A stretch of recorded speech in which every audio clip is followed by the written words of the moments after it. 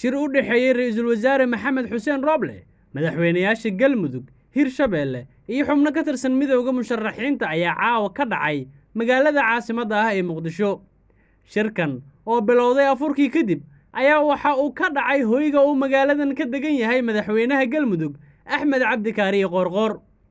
Kulanka oo ahaa martiqaad afur ah oo uu fidiyey madaxweyne Qoorqoor waxaa looga hadlay xaaladda siyaasadeed ee dalka, doorashooyinka iyo dhacdooyinkii u dambeeyay ee ka dhacay caasimadda.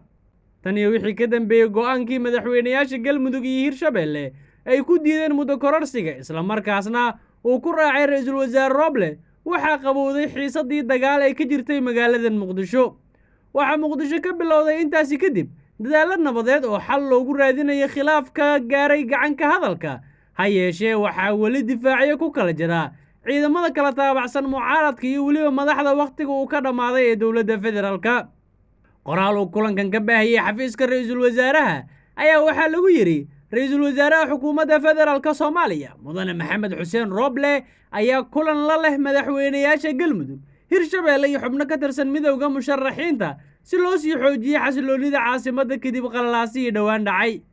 Si kastaba, xubnaha midowga musharaxiinta iyo siyaasiyiinta kale ee mucaaradka ah ayaa ra'iisul wasaare Roble iyo madaxda Galmudug iyo Hirshabelle waxa ay uga mahadceliyeen go'aankii ay kaga hor yimaadeen muddo kordhinta uu sameeyey baarlamaanka 12 bishan Abriil, taasoo sababtay in dagaaladii ka dhacay magaalada Muqdisho dad ay ku dhintaan, kuwa ay ku dhaawacmaan, halka dad kale oo tiro badan ay ku barakacaan.